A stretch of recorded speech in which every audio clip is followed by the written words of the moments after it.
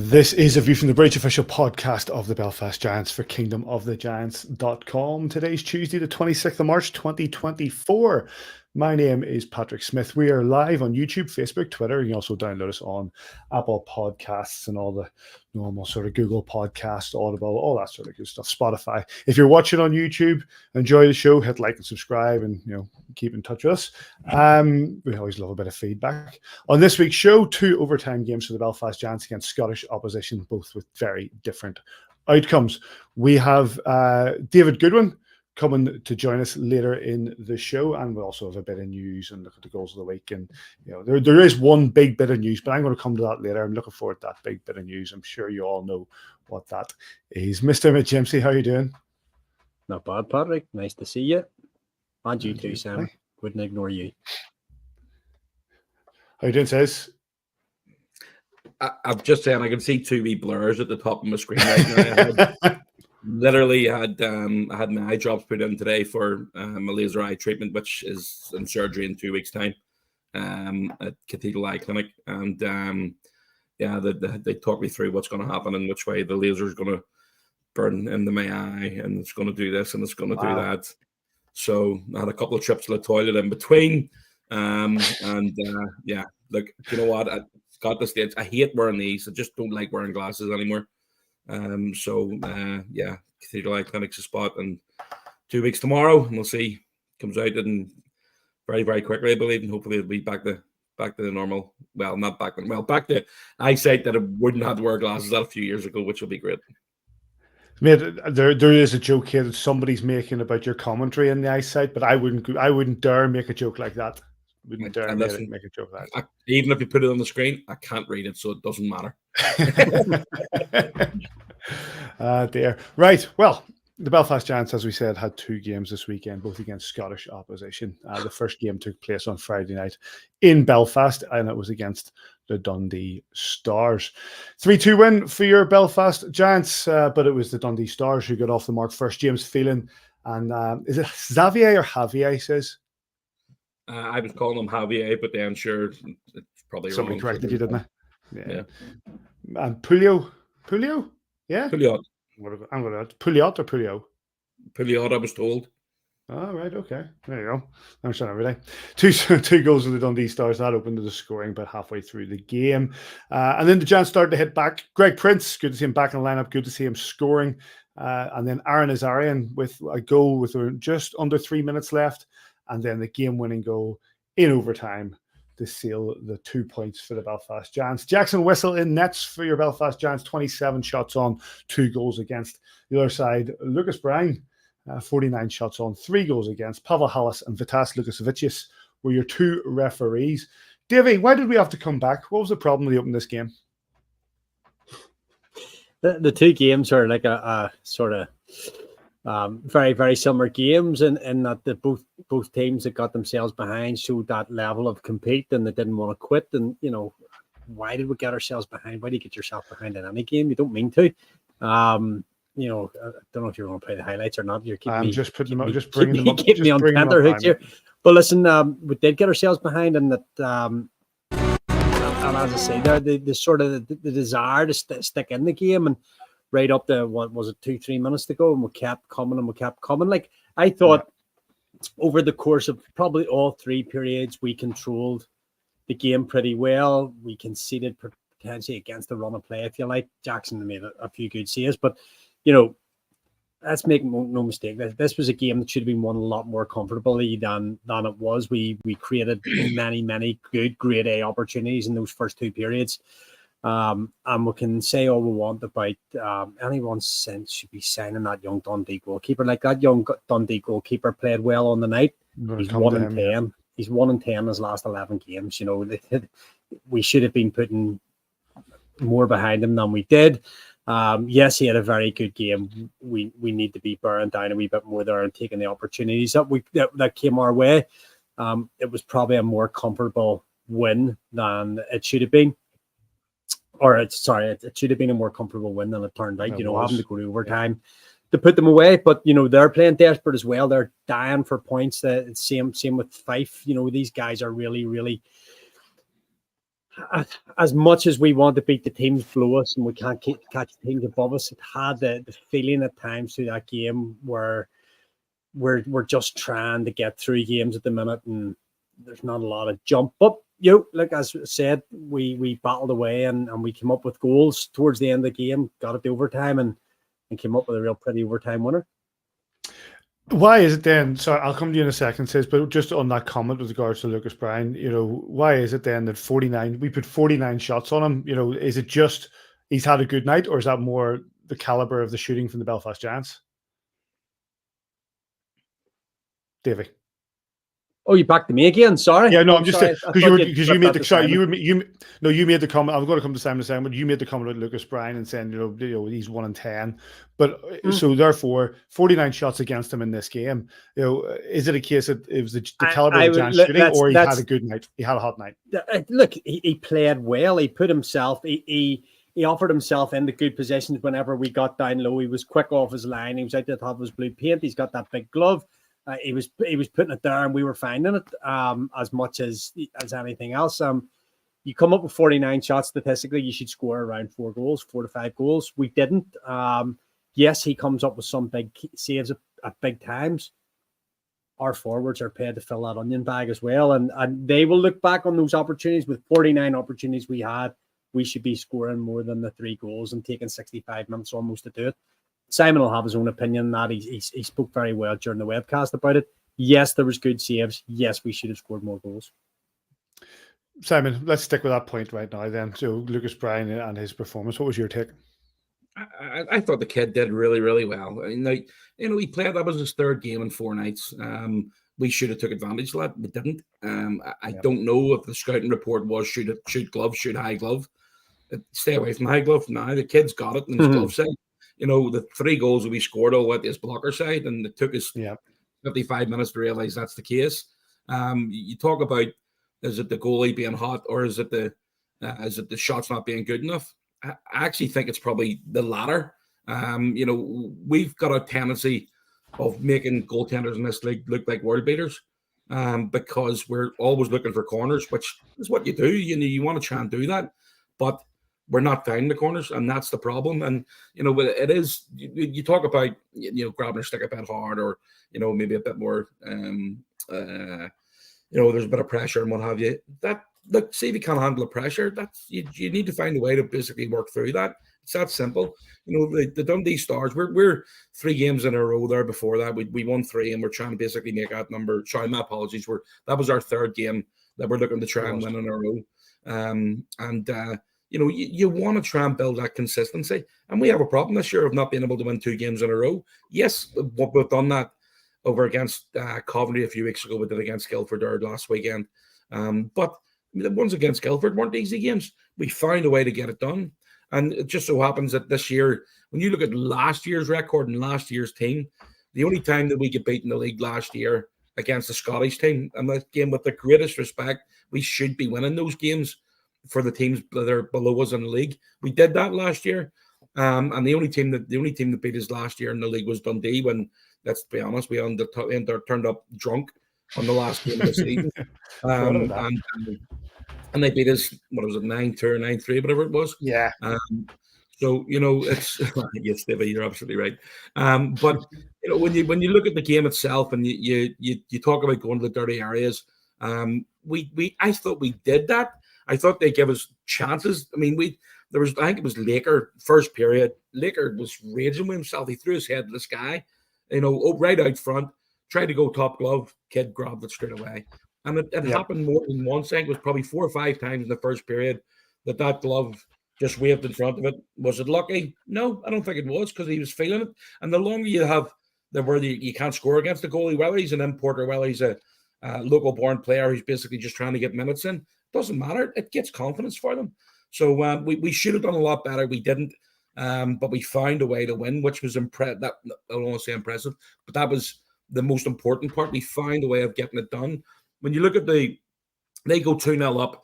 Our first goal by Greg Prince, again, passed through the slot, tipped in front. You've got to get the dirty areas to get those goals. The second goal was a great play by Kieran Long. He basically walked the blue line. Again, Kieran, Adam put Kieran back on defence to try and get an offensive-minded defenseman on. He gets across the top of the blue line. There it is right now, actually. And that pass through the slot diagonally, the Nas was a great pass. And obviously that gets us back to 2-2. And then the third goal, 3-on-3. Nas realizes that the defenseman actually isn't a defenseman. I'm pretty sure it was Valentini that he was backing up into the net. Valentini just backs up, doesn't put his stick out front because, again, it's not the first thing a forward does when he's playing defense. And Nas capitalizes on using the guy as a screen, going top blocker to get the 3-2 win. So we did some good things, even though we couldn't score. But Davey just touched on it there. We should be putting the goals away a lot more than just getting 3 goals against Dundee at that stage. They are fighting for their life. Make no mistake about it. And they've got some really good players. You know, even at 2-0 down, I still thought we'd get back in it. Again, it just takes a wee bit of momentum to get that changed. And Jackson did come up with a couple of big saves. And at the end of the day, that's what he's paid for. But again, we should be winning those games more comfortably. And as the bottom line is, we found a way to get that win, which wasn't pretty, but it ends up picking the 2 points up. You have 2 different teams here in 2 different scenarios as well, and I'm not running down the Giants at all because we talked last week about playing playoff hockey. The Dundee Stars and the Fife Flyers, and we'll come on to those shortly, are both in a frantic position where they're trying to get it. We're in the playoffs, right? We're probably going to finish third. We're sort of like now trying to build momentum into the playoffs.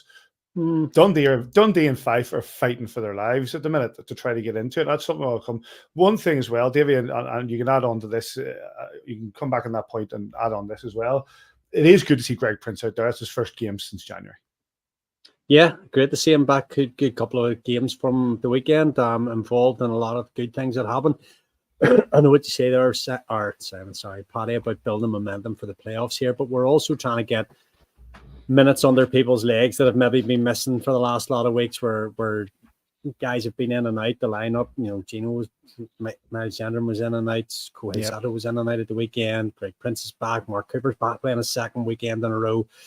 Obviously we've got guys missing as well. Obviously McLeod's gone down, Charlie Curdy took that puck to the face, so we're just almost doing that late October, early November through December, where you're just not getting any chemistry within lines, where probably the only ones that are really set at the minute have been Tedesco, Goodwin and Lake. Everything else has sort of been jazzed around a wee bit. Spears missed games, so hopefully that'll settle down over this weekend, the weekend against the Steelers, to let us go fresh at these playoffs. Like it's, as you say, that this must be a difficult period too for the Giants now, where the number 1 seed is sort of set in the league now. 2 and 3 look like it's going to be set as well, and 4 probably to an extent. So 5, 6, 7, and 8 is where it's going to change around. So this next 2 weekends, almost for 1 to 4, they're not dead rubbers. There's no such thing as a dead rubber when you're playing sport, but it might be hard to get yourself completely focused on up for games that ultimately aren't going to change anything really in the standings. No, absolutely not. Let's get the post game for this the game against the Stars. Yeah, we knew they were going to be desperate. And when in the position they were in, and same tomorrow against Fife, that's going to be an urgent hockey team, and we got to match the urgency if we want to win. That's that was messaging going into tonight and throughout the night. You gotta up the level of game. I thought there was a lot to like about tonight in terms of the control of the game and the possession and the scoring chances we got. Obviously, we weren't finishing. We weren't. I guess the execution wasn't there to make sure we were finishing. But obviously, their goaltender was good. He had a great bounce back night tonight. It was good for him. And Dundee's a desperate team. You could tell that they were battling for everything out there, and that's a huge point for them. For us, one thing I really liked about that was the no quit there. When things are going against you in terms of you feel like you're controlling the game, but you're down, and it's easy to kind of get down on yourselves and kind of quit. And I felt like earlier in the season that was happening. And now, it was nice to get that comeback win And, ultimately, if you're going to be a team that wins something, you have to find a way to have some comeback wins. And so that was a good way to start for us. Bit of both, but I think right now with our running results lately, I think it's a point gain for us, especially in a tough building like this against a very good hockey team, and keeps us in the thick of things for the playoffs. Yeah, I mean, you give up a lot of shots, but on the but your goaltender played so well, and he almost won you the game. Essentially, I mean, how frustrating is when you can see that late on, to what would have been a really famous win. Yeah, definitely. I mean, we've beat these guys twice already this season, and we'd like to get a win in here before the playoffs and everything like that. But right now we'll take the point as is, and Lucas had a great game for us. Gave us a chance to win tonight. That's all you can ask for from your goalie, and especially after last night's result. And we'll take the point because it's a much needed one.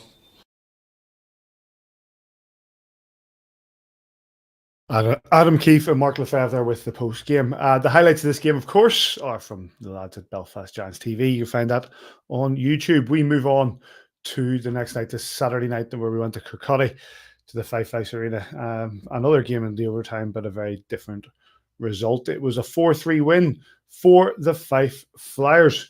For the Flyers, go on, La Jeunesse. La Jeunesse, there we go. I want to learn these ones sooner or later. We're near the end of the season, actually. I don't think I need to. Pavlov's and Pulkinen with the power play goal in overtime to win it. 2 from Ben Lake and 1 from Daniel Tedeschi. Power play for the Belfast Giants round out to 4-3. Regards to goalkeepers, Tyler Besker-Owani, 38 shots on, 4 goals against. Shane Owen, the other side, 37 shots on, 3 goals against. Toby Craig, Daniel Ferguson were your 2 referees. Simon, lacking a 60-minute game. Only playing 20 minutes. I think that's fair. First period, we were decent. We got the goal. We should have went 2-0 up. I can't remember who it was, missed the open goal for a 2-0 lead. But you can't make mistakes and take a shift off, and they scored 2 goals within a minute, and that gave them the lead. Adam just talked about there getting back into games and coming from behind. And, you take the lead again to go 3-2 up. But the penalties which we took in the third period were they were sloppy. There were penalties that you didn't need to be taken. We needed to move our feet more, and it was just a difficult watch. When you look at the whole game as a 65-minute, 62-minute contest, whatever it is, we stay out of the box. We stop taking stupid penalties, then we've got a chance. But at this level, we talk about Dundee the night before. Desperate. Fife, they basically didn't have a game for a week leading into this. And they were fresh and they were ready to go, and we were coming off the back of a tough game the night before, and Fife capitalised on it. And the best player on the ice was Troy La Jeunesse. He was absolutely brilliant. Scored 2 goals, and then obviously you got you talk about I'm pretty sure it was 4 penalties in the third period, and then we got a penalty going into the overtime period as well, and they managed to get an overtime winner. So it's really frustrating that we just can't string 2 wins together every weekend. We talked about it earlier this season that we were spoiled last year. We just found that when you got going and you got rolling, we didn't think anybody was going to beat us last year. But this year, it's just been the lack of consistency is the one thing that we have struggled with all season long, and it's disappointing not being able to pick up 2 points from Fife. Although, as I say, La Jeunesse was absolutely brilliant, and that kid, he's not going to be staying in Fife next year. There's going to be a lot of clubs, not just in the IHL, but there's going to be a lot of clubs in for him for sure. Consistency, I think, mate, is I fully agree. As we said it all the way through the season, that finding that consistency is what you need to sort of challenge for titles. And unfortunately, the Giants, and week on week, we've seen 4-point weekends, 3-point weekends, 2, but no. You think the last season, 4-point weekend. We said at the time, don't take them for granted because they don't always come. But it was 4-point weekend out of 4-point. We were more often than not coming on this show, regaling the team of superlatives with regards to how they play. Davey, what was the difference in this game for you? We made a couple of defensive errors here in the second. We got ourselves into 2-0 lead, and maybe, and Simon said as well there, maybe could have been more. We actually played really well through the first sort of 26, 27 minutes of the game, and we let them shift the momentum back to themselves. We were 2-0 up. And at this point here, where we win it. We don't quite win the face-off. They get a bit of winger help or 2 D-men go in behind. But we have thought attack first, perhaps maybe rather than defence first there. And you can see our winger on the left-hand side has swung out to the right wing. The right wing. We've got our other wingers came to the left wing. Ben Lake's kind of keeping an eye on what's going on with the 2 D-men. We've parted like the Red Sea there. And it allows Lajeunesse just the space just to walk right into the slot there, get a shot off on Besco from the low slot. It's a hard one to save.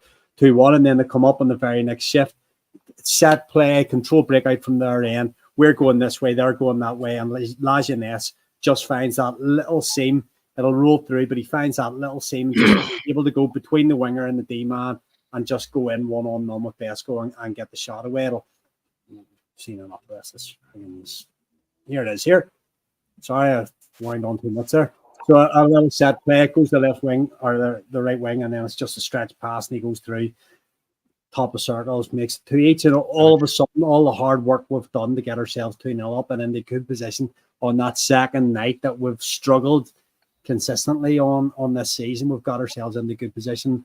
And unfortunately, we've tilted the ice back in their favour. And then in that third period, Simon's already said it, we'll get in the defensive part into penalty trouble. We actually come back quite quickly and go 3-2 up with a lovely bar play goal from Daniel Tedesco, which they almost mimic. Their winners, an exact replica of our third goal. If you'll see it here, actually, it goes right the top of the umbrella. It goes to Tedesco there, and he's just standing on the hash marks in the circle. Bang, and that's exactly carbon copy what happens for their goal. But it's actually they're trying to break out from behind their own net, and Daniel Tedesco's reached in to make a play, and it's tripping. I've seen different ones saying different things about it on Twitter. I think it's an honest enough play. I don't think it's actually a lazy one. It's a high risk reward one. It's 200 feet from his own net, of course, and you don't like six minor penalties the guy's taken all season, so you can't say it's like typical of him or anything.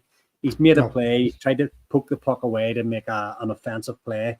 It's gone wrong. Obviously, that gives them a 4-on-3 in overtime, and unfortunately for us, we are not able to keep it out. They play exactly the same play against us that we played against them, and they've came up with the. That's one there that maybe gets paddled to the corner on a different night. It pops back out in front, and they've tied it up at 3-each. Takes it to overtime as the night before. Adam talked about Dundee being desperate and expecting Fife to be desperate.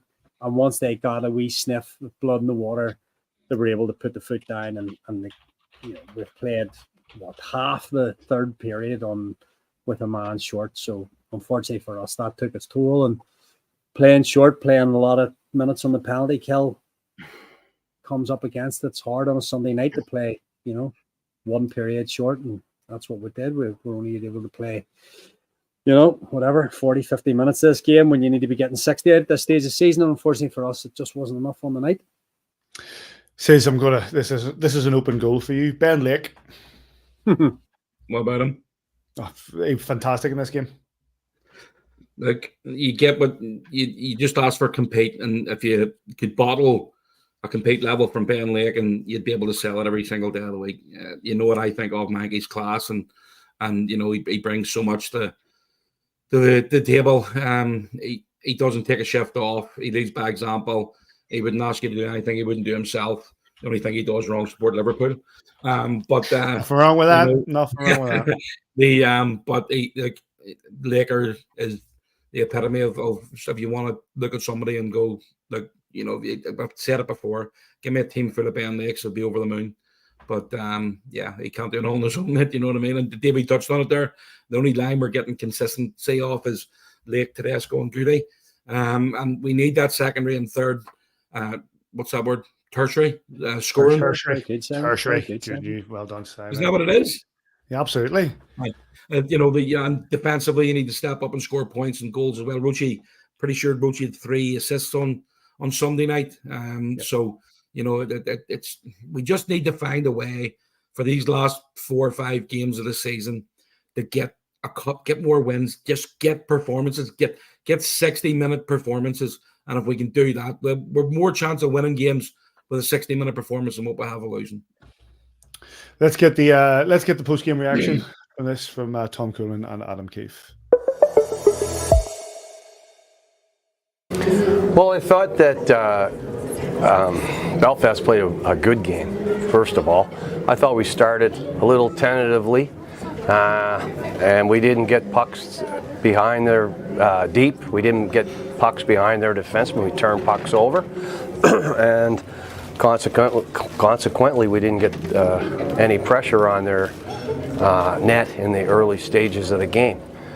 I think after a while, we, played the game the way we're supposed to, and we got our share of the chances a little later. But again, it's like our team all year long. We found a way to come back.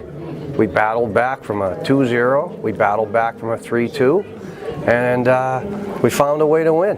I mean, that's been the story of this team. We've never quit, and we didn't quit when we were down 3-2. And Pavlov scored a big goal, tie the game up. They're all big goals when it's a one-goal hockey game or playing against a good team. And big call for the nice to score a power play goal in overtime. So all in all, I would say we played well at times. I wasn't 100% thrilled with our game, and we'll talk about that. And but 2 points, you can't knock the 2 points. We got 11 out of 12 points going in the stretch. I don't know if anybody in the league has that many. Loved the first two periods outside of one shift, and thought we were in control of the hockey game. Third period, lost our heads, took 4 penalties there inside of the last 25 minutes of the game. I mean, it's hard to win a hockey game like that, especially when you're up against a desperate team like Fife, who is very dangerous. You look across their forward group, they got some real offensive firepower, and you give them 4 power plays, we don't get anything as well. All we do is get tired, and just in terms of game management there in the third period, it's not good enough, and it's disappointing.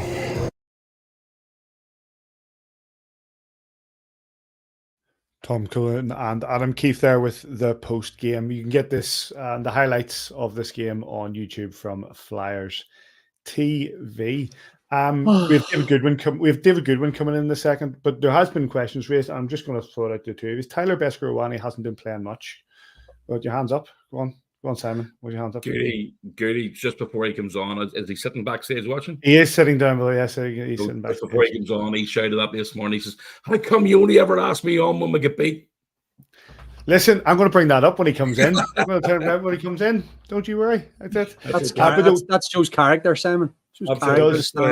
Leadership. Tyler Beskorowany getting this game. Davey, he's not getting wins at the minute. Why? Well, there's $1 million question every coach would I'm not would want to answer. Don't get me wrong. We love Tyler Beskorowany, what he's achieved for the Belfast Giants, but you can't not notice the fact that Jackson Whistle has been getting a lot of the starts, and Tyler Beskorowany, it will be for 4-3. I'm not putting the loss down to Tyler Beskorowany in one iota, but why is he not getting the wins that he's had before? That's honestly, Paddy. That's it's not for me to critique exactly what's going on, but like if you look at the start of the season up to roughly the end of October, we've gone through like a 13 game. I think we'd won 13 in the bounce or something like that. We were playing well. Factors, I don't know. Things have happened that his form has tailed off from where it has been in bygone days. I don't know whether there's injuries at play. I don't know if there's anything else. He had to play an awful lot of ice time when Jackson went down hurt just about that same week. Yeah. And Besko, we talked about it on the podcast that he was having to train. We brought in Petr Cech to help out in training because Tyler was having to carry so much of the load, and that's got to be a factor. If you look at his numbers, they're not what they were in compared to other seasons, but he's something like 27-11. It's not like a disaster. He's been 500 since the end of October as well, which some teams would bite your hand off. Jackson, I was doing the stats earlier on, I can't remember, but he's something similar. Like he's 11-6 or something. He's won the last 7 games that he started. So you go with the hot hand in hockey. That's the way it is. The world over. The NHL, the hot goalie goes, and at the minute Jackson's the slightly hotter of the two goalies, so he's playing a bit more of the ice time. I couldn't critique why Tyler Beskorowany isn't saving as many pucks as he was saving last season. There's multiple factors at play there. Simon, what's your take on it? It's a difficult one again. He just hasn't been Besco, and I think that's the easiest way of looking at it. We talk about winning as a team and losing as a team, but when we lose, it seems to be the goalies are getting the more hassle than everybody else. Sorry. It's the world over and it's sport all over. I was talking on Saturday. Rebecca came down to Bristol to play hockey, and they're winning 2-0, and their goalie was having a blinder. They ended up losing 4-3, and it was all the goalie's fault. You win as a team, you lose as a goalie. It's just sport, and unfortunately, it's the same with our club. Adam's feeling that the best option right now is West, and when you look at the games that even at the weekend there against Fife, you can't blame Besco on them all. Does he want one or two of them back? Yeah, he probably would do. And as Besco this time last year saving those, he might well do. It's a different team. It's a different dynamic. It's just to say when you're in a rut, you're in a rut, and Besco has been absolutely incredible. And I've said this on numerous occasions in the last few years. He's been the best goalie we've ever had. He's been the best goalie that the Elite League has ever seen. And there's people going to argue about Greenfield playing this year, and he has been fantastic for the Steelers. But in my opinion, Besco's the best goalie he's ever played in the IHL. Has he reached no standards this year? No, he's not. And he'd be the first one to hold his hands up. He's an honest lad, and you think Besco's come out there to lose games? Absolutely not. So it's. Do you know what? You just can't count them out right now. I'll tell you, you've got an opportunity here of a trophy, and he does love a big bit of silver in his hands. So, you never know what's around the corner here. We've got 5 games left in the league, starting tomorrow night away to Cardiff. And again, potentially 4 playoff games. So, can't rule them out just yet. I agree. I agree on every point there. At the same time, when I say you win as a team, you lose a goalie. We analysed goals there from the Fife game where we didn't think defence first, where we thought we've won that puck and we've spun them. We're going 200 feet from our own net. We're going to score a goal before we've secured the puck. And it's happened twice, and we've conceded 2 goals from them. So as a team defence here, we need to be a wee bit stronger on. And everything tightens up a wee bit around the playoffs as well. So we need to be a wee bit stronger in our own blue zone as well. And, you can't blame goalies if you want, but there's 6 guys out in the ice there. There's collective responsibility there. Absolutely. No, I think that Tyler Bescorani, we know what the ability he has, and hopefully, got to say, in these last 5 games can come into the end of the regular season. We get to see more of that. Right, let's crack on with our guest of the show. We have lost to the Fife Flyers. It's time to invite him on. It's the first time he's been on since he came back, I think. Please welcome back to View from the Bridge, David Goodwin. How you doing, Goody? Good to see you guys. Thank you. Welcome back. Listen, I'm going to say this. Yes, you're right. When we were losing games, we lost 2 games against the Manchester Storm. You were on. I will say that once we won the title, you were on as well.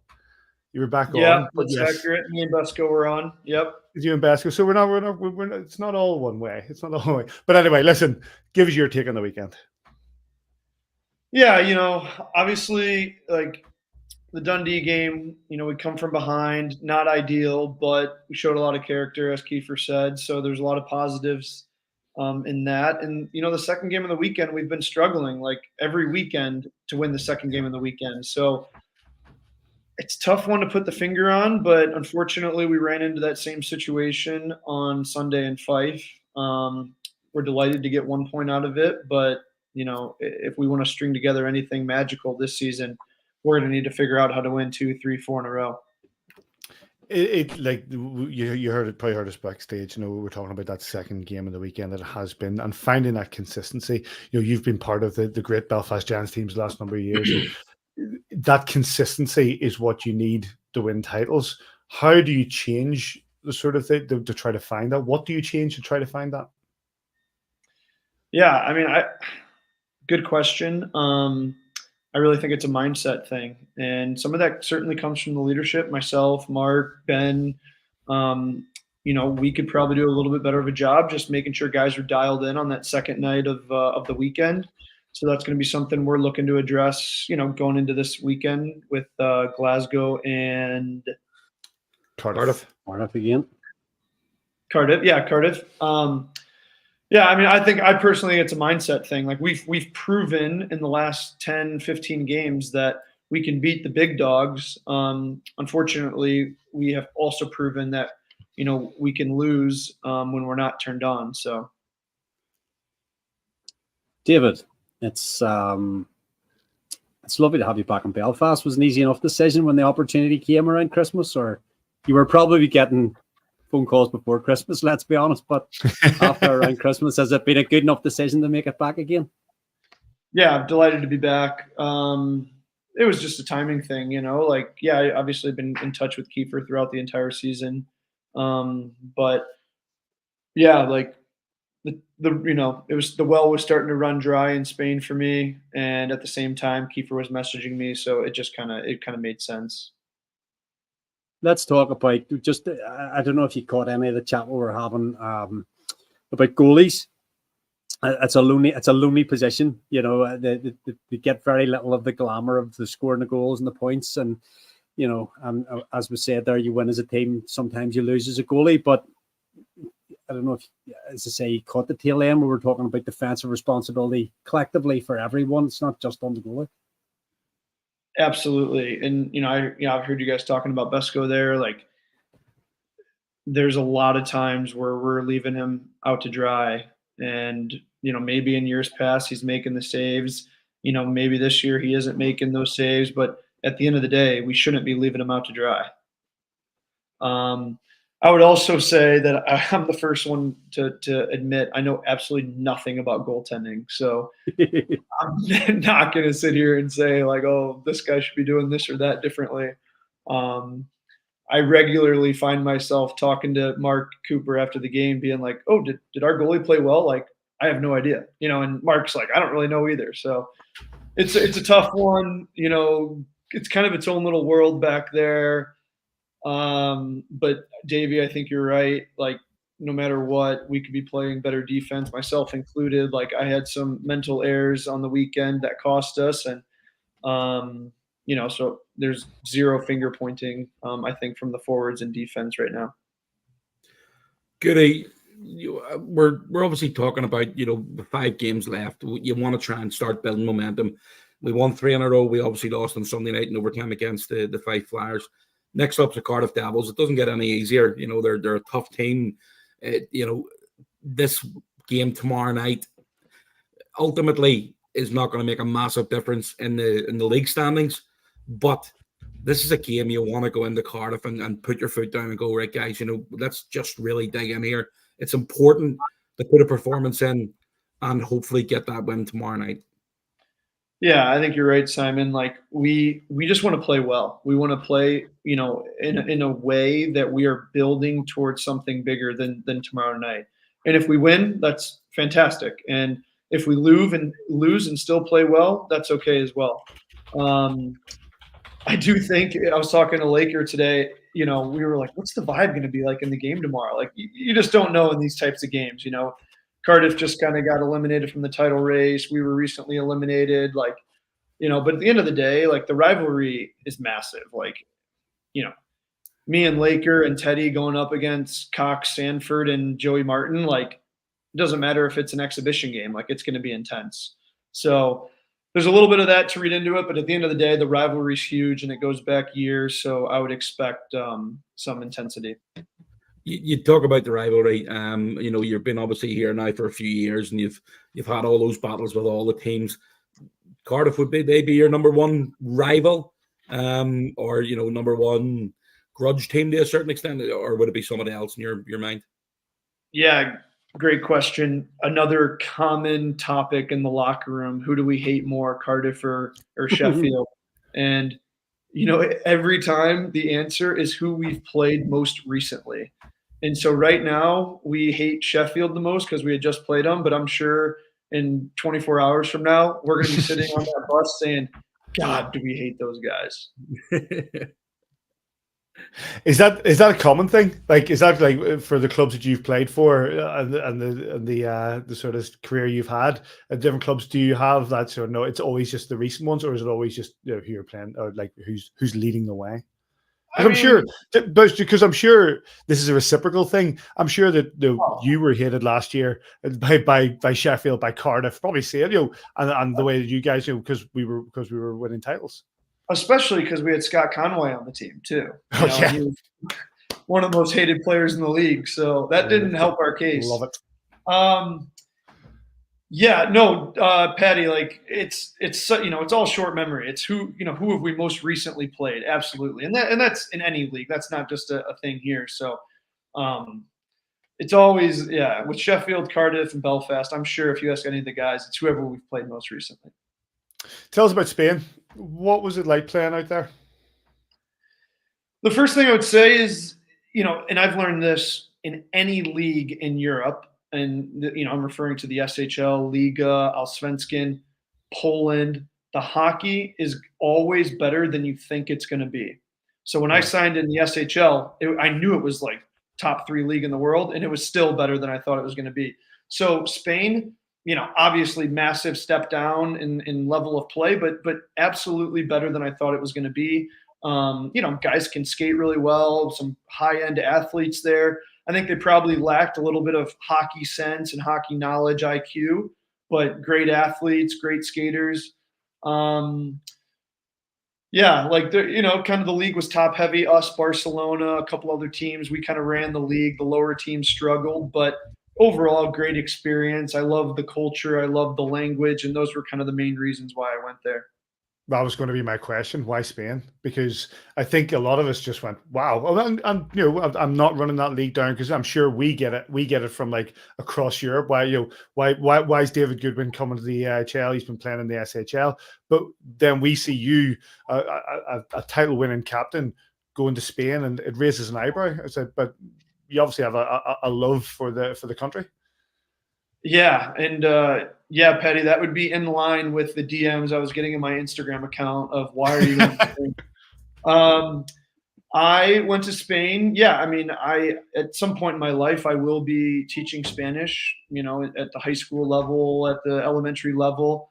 I have a degree in Spanish. And what better way to kind of perfect my Spanish speaking ability than go fully immersion experience?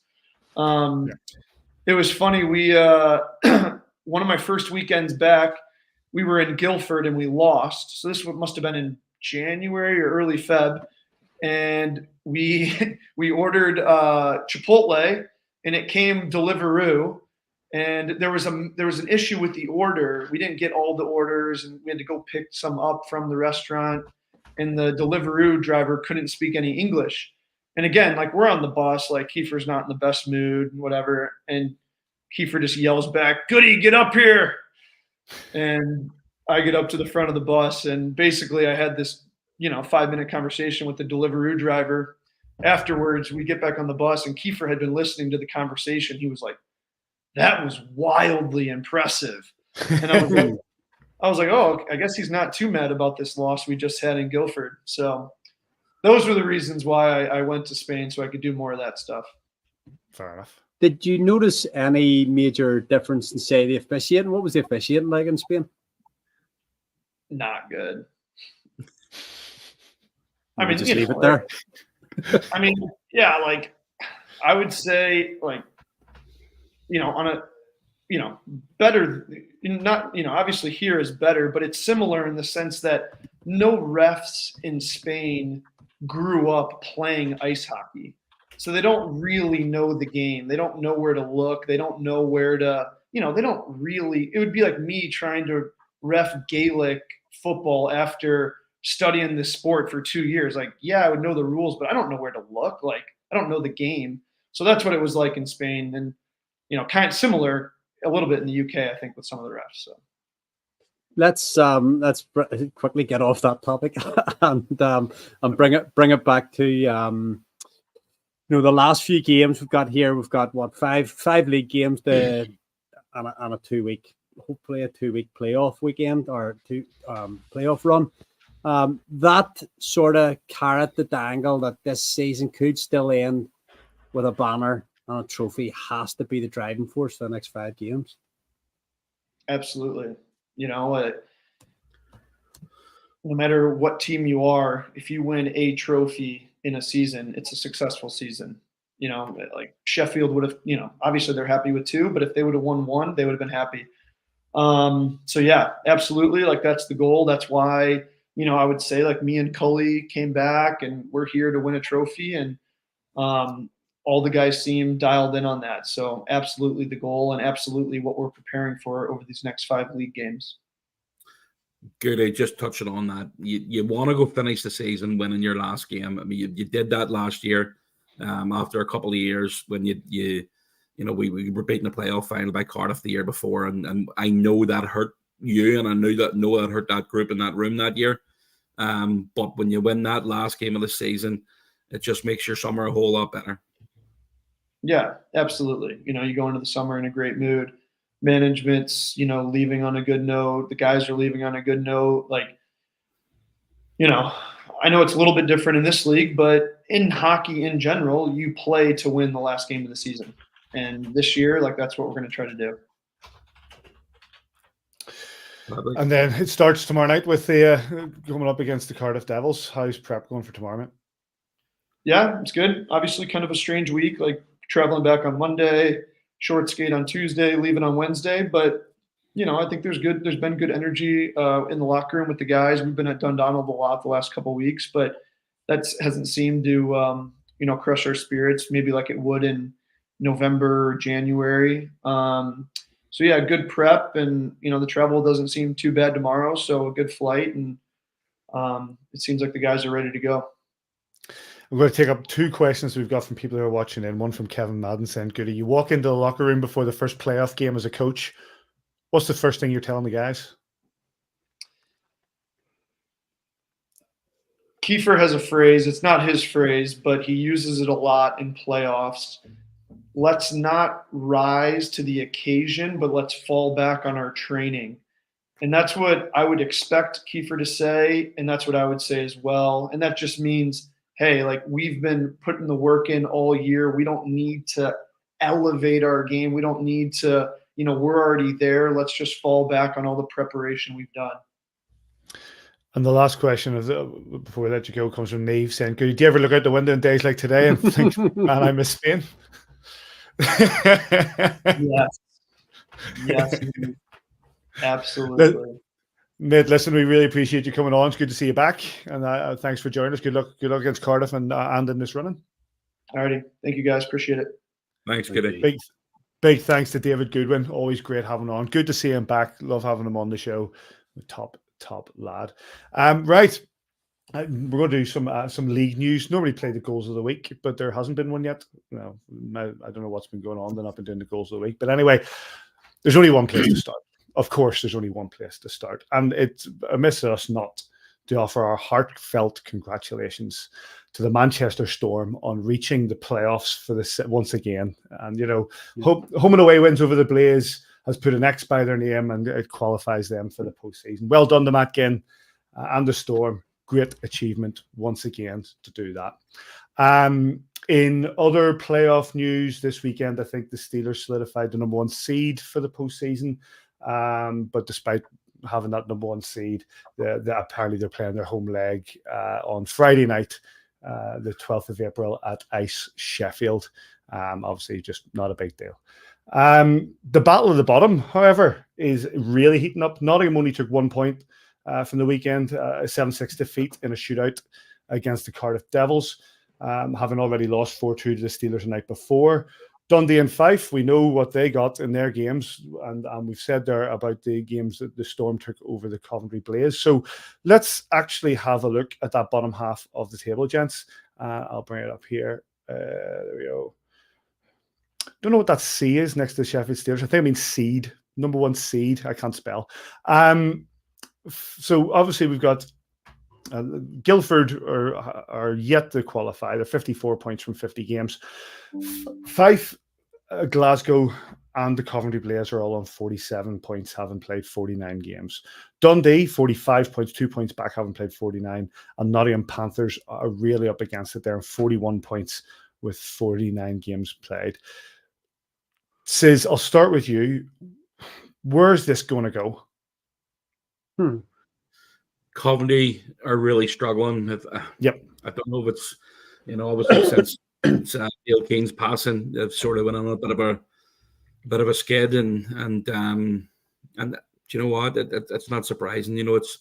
It's tough to lose somebody in a locker room during the season, and one that is very, very well liked. And the Blaze, they really need to get something of these games this weekend, because if they don't, they're going to be in big trouble. The Flyers, I mean, they were ninth when we were playing them on Saturday, and we're winning 2-1. They're sitting in ninth position. And then all of a sudden they turn it around, pick up the 2 points, and they jump 3 places. So that's how tight it is at the bottom of the standings. And, Glasgow, we've got Glasgow on Saturday. Fife have got Dundee twice over the last weekend of the season. So that's going to be a tough one for them as well. Pretty sure Fife have got Sheffield, which, and let's be honest, Sheffield obviously finishing up number 1 seed, but they've got they might be leaving guys out now between now and the end of the season to try and make sure they're ready to go for any niggles that they picked up over the last while. But you just never know what Sheffield team's going to turn up now between now and the end of the season. They might just decide that they want to keep on winning, and that's up to Aaron Fox and co. But it is so tight. I have absolutely no idea which way that's going to end up. But right now, the only one I'm concentrating on, whoever's in 6th place, because ultimately that looks like 4 and 5 look like they're going to be set in stone, might switch around with regards to who's home and who's away. But we look like we're going to finish 3rd.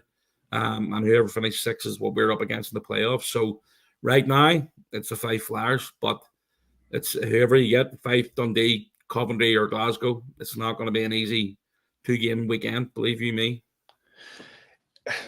Panthers, Davy, have they a chance? Are they in with a fighting chance to get that 8th spot, or do you think it's going to be just a little bit too much for them? Let me just see. The travel to Fife, home to Coventry, home to Glasgow, and away to Manchester, and then home to Manchester. 20th, 30th, and the 1st. So the three games in 4 days they're coming up over the next, over the next weekend. It's going to be difficult for them. Their form has been up and down. I don't know, Paddy. Mystic Meg couldn't do this. Fife have got 4 of their next 5 games at home as well. So I think Fife might be well set there to take that 6th place down. I don't think they're going to catch Guildford. Can Guildford get enough out of their last four to pass Manchester? I don't know. 4, 5, 6 might be set, and then it's take your pick, Perm. Any 2 of the last 4 there. Coventry have been on that wee bit of a skid. Yeah, it's just one game can turn it around for you. But let's see who's Coventry's next. Give me a second. Let's see Coventry fixtures. Away to Nottingham, away to Guildford, home to Manchester, away to Cardiff, home to Guildford. That's not an easy run either. Dundee, big games this weekend again against they're away to Glasgow, home to. I'm going to say they're home to somebody, home to Manchester. So the bottom half's all playing each other here. So there's going to be change, but I don't see it finishing in that order. But I wouldn't like to put any money on it. Says you were going to come in there. Yeah, Manchester is sitting in 4th place right now. They'll want to stay there because then they get which choice, what game they actually want to play, whether it's the stay at home on Friday or Saturday or Sunday that weekend. So whoever finishes the top half of the table, they get their choice of home game.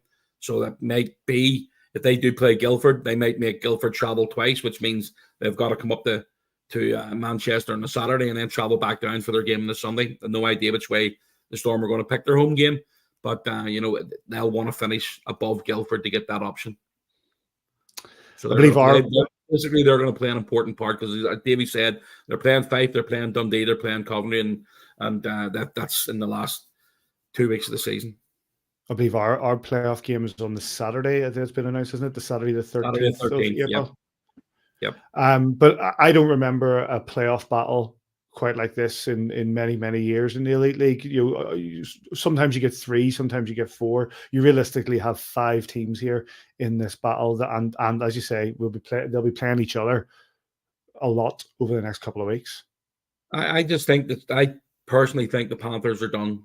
I don't think they're going to be able to get it back. I mean, ultimately, they need to win 4 of their last 5 to have any chance. and that's a tough ask. Like, I said it a while ago. Obviously, with everything that's went on in Nottingham this year, it's been I don't want to say a miracle for them to end the season, but it's been an absolutely tough ride for them this year. And I said it again back in probably December time. I think that Jonathan Paraday should get the Coach of the Year for holding that group together and finishing the season, to be very, very honest. No matter who wins the league, playoffs, Challenge Cup, doesn't matter. He should be getting the Coach of the Year, because they've had a real tough season. You look at that game at the weekend against the Cardiff Devils, and the way that went, 6-6 going into overtime, a remarkable battle. But ultimately, they only took the point away from it. But the fight is definitely there. Ultimately, they basically took Cardiff to overtime to win their fiercest rivals of the league. That's basically what happened, because Cardiff wouldn't have had. What's happened? So Cardiff got them the number one seed. Got them the number one seed, yeah. So Cardiff basically, because they didn't win that game in regulation. If they had won the game in regulation, they would have went to tomorrow night with Belfast getting the Cardiff. But because Cardiff ended up going to overtime, but Nottingham getting back into that game, that's what won the Steelers' number one place. Indeed. It's going to be interesting next couple of weeks, most certainly, at that bottom half of the table, right? Belfast Giants have 3 games in the next week, starting on Wednesday night, tomorrow night, if you're watching us live, 7:30 p.m. in the Calbon Arena in Cardiff Bay. You can get that on Devils TV with Gareth. Giants against Clan, Saturday at 7 p.m. at the SSE Arena. No doubt another big crowd, over 7,000 at the weekend there for the Dundee game, mate. And are we close to that again coming into this weekend? With the darts on Thursday night, we're not able to put the East End in, so it's very, very close to a sellout right now. There's only single seats left. All right, get your tickets sorted out for that. And if you don't get to the game, you can watch it on Giants TV with Simon. And then back to the Calbon Arena in Cardiff on Sunday, 6 p.m. against the Devils. So 3 games, 2 against Cardiff, one against Clan. Any other business, gents? Yeah, I've got one. Jude McVeigh was in hospital today again. Follow-up treatment on her diagnosis last year. I'm not too sure what it's about, but just let her know we're all thinking about her and hopefully she's okay. Again, they've had a tough 18 months, 2 years. Gareth and Jude and young Noah. So hopefully she's okay and back on her feet again very quickly. Here. And a big shout out to her. She was watching the View from the Bridge last week and she tweeted about it. It was very humbling to say that she enjoys watching it. But yeah, good for her. Go on, sorry. Thanks. End the season event is at the SSE Arena Sunday, the 7th of April. Tickets are now available. It'll be at sale on the OSC desk on Saturday night at the game. And we're going to announce something special happening that night as well. I think that'll be announced probably tomorrow. But yeah, get along, get your tickets. They're selling very, very fast. And yeah, hopefully have another decent night at the arena at the end of the season. Before I come to you, Davey, just quickly, we had a shout out, bit of a shout out here to Noah, age 7, who did this. Were you just about to say that, David? You just about to I was just texting you there to go get the Easter egg picture up. Yeah, David Kennedy sent that in. Noah, well done. He did this of Daniel Tedesco in regards to the Easter egg. Well done to Noah. Yeah, absolutely. That looks more like Teddy than Teddy does. Yeah, top work, Noah, and I know he's been allowed to sit up late and watch A View from the Bridge tonight because he's must be off school. But yeah, good lad, Noah. Well done, mate. Well done. Anything for you, David? Just a massive congratulations and thank you to Jasmine Parker for everything she did. Was 4,000? I'm going to say 4,105. I think I've seen on her Facebook 4,105 Easter eggs.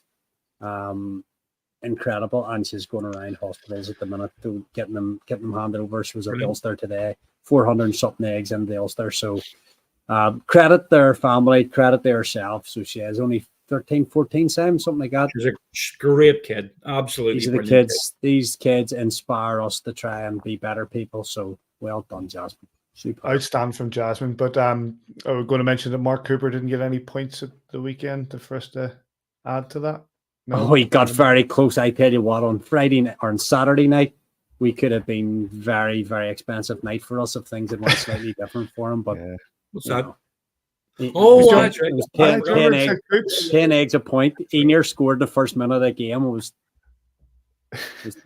near driving to Tesco's during the break, but it didn't work out. But we had 2 competitions last week as well for the crossbar, and he still missed. So happy day. Did he? Yeah, I'm still £2 up this year. He still owes me 3 from last year. So big five British pounds, and hopefully he'll pay me that. I said Kevin Madden was asking that question to see how the crossbar challenge is going. We have to keep an eye on that. But yes, right. So if that's it, gents, we'll start to wrap things up. We said 3 games for the Belfast Giants in the next 7 days. 2 in Cardiff. The first one tomorrow night, Wednesday night, 7:30 p.m. at the Kyle Bond Arena in Cardiff Bay. And you'll get that on Devils TV. Back to Belfast for the game against the Clan on Saturday at 7, and then back to Cardiff on Sunday at 6. But we start with that game on Wednesday night. Big thanks to David Goodwin for coming in. That's a good pun from Anthony Russell. Daniel Ted Eggsco. Bravo on that pun, Anthony. 13 years of banners on the wall as well. The work he's been doing with regards to the Basingstoke Bison and the NIHL. So big shout out to Anthony Russell, top lad. But yes, big thanks to David Goodwin. Thanks to you, gents, as always. Go on, Kitty. Well, sorry, one last thing. Thank you to Jason Bowen, Shane Johnston, and Rob Stewart I knew Stu was going to be there anyway, but they came along on Saturday night and rocked the retro jerseys, which looked absolutely incredible. They've been so popular. Like, loads of people asking about them, and I think pretty sure they went on sale today because there's been that much interest in them. But lovely to see a teal jersey again. Really cracking. It looked absolutely brilliant. It really did. But we literally just we read a few words out about the 3 boys. I got a text from Davy Goosebumps, and let's just remembering what those 3 guys did for our organization back in 2000, and obviously for multiple years after that. And Stewie's still doing it. But it was really nice to get them on the ice, and there was a stand ovation for them, which was even better. So they just goes to show that they haven't been forgotten. I texted you at the time. Says, I know you said you couldn't quite pick up what the microphones were saying, and you were sort of talking over a wee bit, but you could hear enough. You could hear the ovation. You could hear David McCabe reading out stats and he's grey, he's old, his clipboard's made of gold or whatever. Goosebumps, because they were the guys that we grew up with. We're blessed that we're able to follow this current team, but we grew up with Jason Bowen, Rob Stewart, Shane Johnson, all those guys. And that's what give us our foundational love for this club. And those guys will always be just ingrained in our history. So, it was goosebumps. I could sit and think about those guys all day long. Yeah. And Bozy and his, 60 quid worth of chicken wings as we've been had, yeah. Big pile of chicken wings, and then he asked you and me to pay for them. Is that what that was? Pretty much. Yeah. Let's go Hoppers. Go Hoppers, lads. Let's go Hoppers. We only turned up. Didn't have a single one. He says, let's split this bill. It's like, we've only had a pint. What's this? Yeah. So Bozy's top crack. But we won the playoffs that afternoon, so all good. We did indeed. And I remember Bozy coming out of the locker room and saying something I'm not going to repeat, but it made me laugh a lot when he came out of there. It made me laugh what he said the night before in Hooters as well. Probably can't remember. Boxy was there. I let the cat out of the bag last week. I didn't realize at the time that it was a secret for Boxy coming in for somebody. So I got a bit of a Laura text me straight away when she found out about it, and I'm sure, oh, balls. But great to see Boxy back again, and Alyssa was here as well. And went out for dinner on Sunday night with him. He's just a top guy. Managed to get him on Saturday night's game for the third period. It was good to hear him on the show. It was good to hear him on the podcast. Didn't you? What's that? You paid like. No, it did not, mate. They bought us dinner on Sunday night. It was very much appreciated. Yeah, very much appreciated. I paid for lunch on Thursday, Friday, and Saturday. No, it was here, whatever it was, Saturday and something. But yeah, he looked They after us. tell you what, all your co-coms the other night it was great. Matt McLeod was superb as well. He was Really, really good. He was. Loved it. It's a good wee production you've got going there. Yes, Yeah. yes. Might catch on. But no, listen. At that, gents, we shall leave it be. Big thanks to everybody who's been tuning in, sending us messages through the show. You can get us at AVFTB on Twitter, Facebook, kingdomofthegiants.com, YouTube, all the normal sort of places. You know that. I'm not going to bore you with all that sort of stuff. We'll be back next week as always, and wherever you are this weekend, we hope you enjoy your hockey. We'll catch you here next time on A View from the Bridge. Bye.